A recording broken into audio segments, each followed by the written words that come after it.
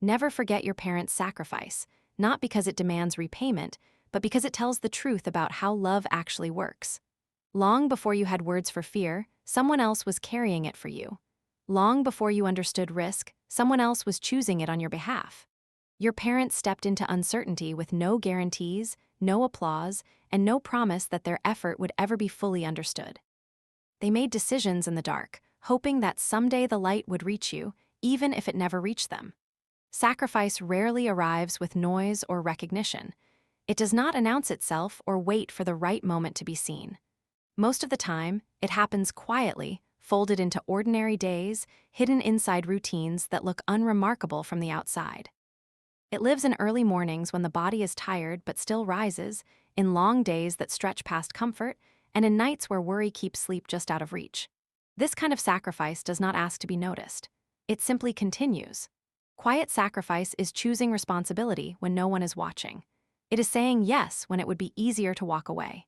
It shows up in meals prepared without thanks, in bills paid instead of dreams pursued, in personal desires postponed indefinitely. These moments don't feel heroic while they are happening. They feel heavy, repetitive, and sometimes lonely. And yet, they are the foundation upon which security and possibility are built.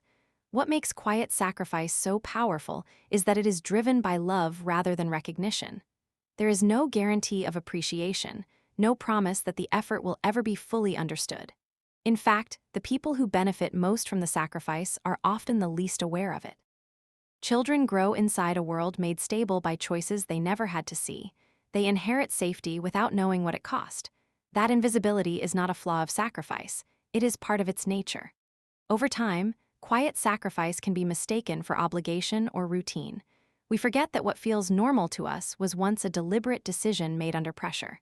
We forget that stability is not accidental. It is built by people who absorbed stress so others wouldn't have to. This forgetting doesn't come from cruelty, it comes from comfort. When something works well, we stop noticing the effort behind it. Recognizing quiet sacrifice is not about creating guilt or debt. It is about restoring truth. It is about acknowledging that ease was created intentionally, often at personal cost. When we allow ourselves to see that, something shifts. Gratitude becomes deeper. Respect becomes more grounded. We begin to understand that strength does not always look like bold action or loud victory. Sometimes it looks like endurance. Sometimes it looks like staying. Sacrifice happens quietly, but its impact is lasting. It shapes values, resilience, and the capacity to love without needing proof in return. And when we finally learn to see it, we realize that the most powerful acts in our lives were never meant to be loud. Love that is real does not wait for certainty. It moves forward without guarantees, without clear outcomes, and without a promise that the risk will be worth it. At its core, love is a decision to step into the unknown and stay there. It is choosing to care deeply in a world where nothing is fully controllable. That choice is not reckless, it is brave. When someone loves, they open themselves to fear. Fear of loss, fear of failure, fear of not being enough. And yet, love does not eliminate that fear, it coexists with it. In fact, the presence of fear is often the clearest sign that love is genuine. If there were certainty, if there were complete control, love would not require courage. It would be safe, predictable, and limited. Real love refuses that limitation. Choosing uncertainty means showing up without knowing how the story will unfold. It means investing time, energy, and hope into something that might not return it in equal measure. Parents do this instinctively. They love without knowing who their children will become, whether their sacrifices will be recognized, or if their guidance will be followed. They commit anyway. That commitment is not rooted in outcomes, it is rooted in faith. Uncertainty also strips away performance. When there are no guarantees, love cannot be transactional. You cannot give only when you are sure of receiving. You give because withholding would betray who you are. This kind of love is not efficient. It is not strategic. It is deeply human. It accepts that vulnerability is not a weakness but the price of connection.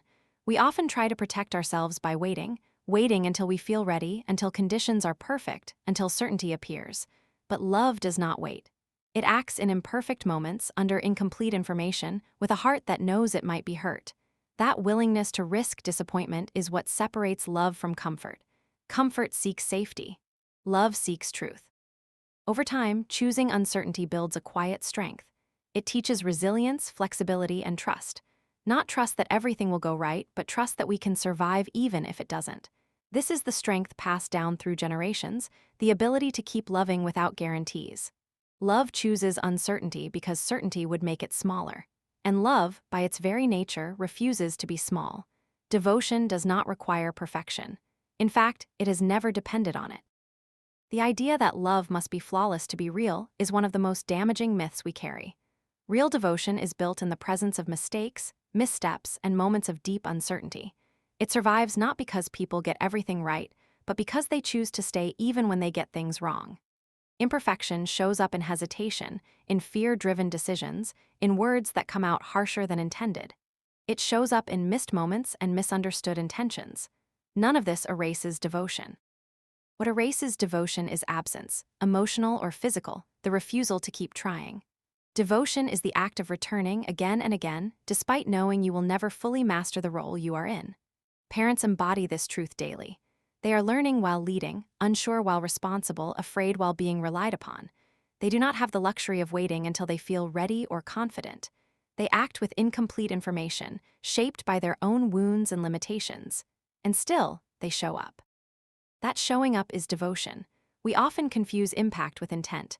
We remember the moments that hurt and assume they define the whole story, but love is not measured by a single decision or failure. It is measured by patterns over time, by consistency, presence, and effort. A mistake does not negate years of care. A flaw does not cancel sacrifice. Devotion lives in the willingness to keep engaging, even after failure. Acknowledging imperfection is not about excusing harm or avoiding accountability. It is about holding complexity. It is about recognizing that two things can be true at once. Someone can fall short and still love deeply. When we deny this, we reduce people to their worst moments and erase the courage it takes to continue in a role that offers no certainty of success. There is vulnerability in devotion precisely because it is imperfect. To love while knowing you will disappoint at times is to accept emotional risk. It is to choose connection over control. That choice requires humility and resilience, not flawlessness. When we understand that imperfection does not cancel devotion, we free ourselves from impossible standards. We make space for grace, for ourselves, and for others. We learn that love is not proven by getting it right every time, but by refusing to walk away when it gets hard. And that refusal, quiet and steady, is what devotion truly looks like. Forgetting rarely begins with disregard. It does not arrive as a deliberate decision to stop caring or appreciating. Instead, it happens slowly, almost invisibly, through small shifts in attention and priority. Life fills up. Responsibilities multiply. Success, survival, and self-focus begin to crowd the mental space where gratitude once lived. Not because the love is gone, but because familiarity has made it quiet. As routines stabilize, we stop noticing what made them possible. What once felt like protection begins to feel like permanence. The effort behind our comfort fades into the background, not because it lacked importance, but because it worked. Stability is deceptive that way. When something holds us consistently, we stop asking what it took to build it. Forgetting becomes a side effect of safety. Independence plays a role too. As we grow stronger and more capable, we start to believe the story of self-made resilience. We remember our determination, our late nights, our personal battles. What slips away is the unseen support that made those battles survivable. The rides, the sacrifices, the quiet reassurances that told us we weren't alone. This forgetting isn't arrogance, it's distance created by growth. Time adds another layer. When years pass, urgency fades. What once felt heavy now feels distant. We remember outcomes more than process. We celebrate arrival without revisiting the road that led us there. And in doing so, we unintentionally minimize the people who walked that road ahead of us, clearing obstacles we never had to see. Forgetting also protects us emotionally. To fully remember sacrifice is to sit with discomfort, to acknowledge cost, loss, and exhaustion carried by others on our behalf. It is easier to look forward than to look back at what was given up. So the mind softens the memory, not out of disrespect, but out of self-preservation. Recognizing that forgetting is gradual changes how we respond to it. It replaces blame with awareness. Instead of guilt, it invites reflection. It asks us to pause and notice the foundations beneath our lives. To see that ease was constructed, not accidental. Remembering doesn't require grand gestures. It begins with attention, with listening, with acknowledgement. When we understand that forgetting was never intentional, we make room for reconnection rather than regret. And in that space, gratitude can return not as obligation, but as truth rediscovered. Gratitude is often misunderstood as something that keeps us tethered to the past, as if appreciating what we were given somehow limits how far we are allowed to go. But true gratitude does not shrink ambition or weaken independence. It grounds us. It gives us a stable place to stand while we grow. Gratitude is not a ceiling. It is a foundation. When gratitude is confused with guilt, it becomes heavy. It starts to feel like an obligation to stay small, to not outgrow where we came from, or to constantly prove that we deserve what was given. But that version of gratitude is distorted. Real gratitude does not ask us to repay sacrifice by diminishing ourselves. It asks us to honor it by becoming fully who we are capable of becoming. Being grounded means knowing where you come from without being trapped there. Gratitude roots us in reality. It reminds us that strength is rarely built alone and that resilience is often inherited before it is chosen. This awareness does not weaken confidence, it stabilizes it. Confidence built without gratitude is fragile. It needs constant validation. Gratitude-based confidence is steady because it understands support does not erase effort, it supports it. Gratitude also protects us from entitlement. When we recognize what was carried for us, we stop assuming the world owes us ease. We approach life with humility rather than expectation. This doesn't make us passive, it makes us responsible. It sharpens our awareness of effort, our own and others. That awareness deepens empathy and strengthens leadership. Importantly, gratitude keeps us present. It pulls us out of endless comparison and constant striving by reminding us that something meaningful already exists. Not as a reason to stop, but as a reason to move forward with integrity. When you are grounded, you are less reactive, less defensive, less desperate to prove worth. You know your worth was invested in long before you could earn it. Gratitude does not ask us to stay indebted. It asks us to stay connected. Connected to values, to people, to the truth of how growth actually happens. It gives perspective when ambition becomes overwhelming and steadiness when progress feels uncertain. In this way, gratitude expands us rather than limits us. It allows us to move forward without losing ourselves, to reach higher without forgetting the ground beneath our feet. And that balance, ambition anchored in appreciation, is not a restraint. It is a quiet, enduring strength. We like to believe resilience is something we discover on our own, forged in moments of personal struggle and individual determination. But long before we ever choose to be strong, resilience is modeled for us. It is passed down through behavior, through endurance we observe before we understand it, through environments shaped by people who refuse to quit when quitting would have been easier. Resilience is inherited before it is ever claimed. As children, we absorb strength without language.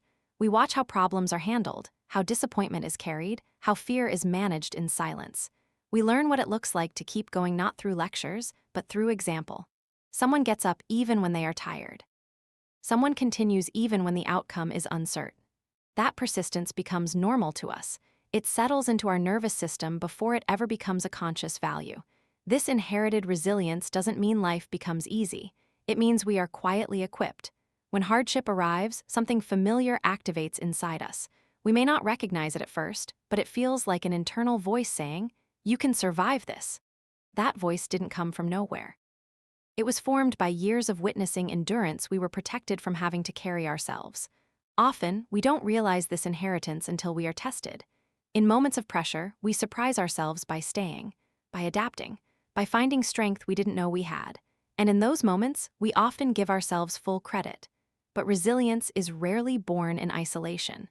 It is the echo of strength that existed around us long before we needed it. This does not diminish personal effort. Choosing resilience still matters. At some point, we do decide to stand back up, to keep moving forward, to engage rather than withdraw. But that choice is influenced by what we were shown was possible. Inheritance sets the stage, choice takes the step. Understanding resilience as something inherited invites humility. It reminds us that survival is often a collective achievement, that the strength we claim as personal is often the continuation of someone else's endurance. This awareness does not weaken us, it deepens us. It connects us to a larger story of persistence. When we recognize this, resilience becomes more than toughness. It becomes legacy, something carried forward, adapted, and eventually passed on. And that may be the most powerful form of resilience there is, not the strength we create alone, but the strength we continue.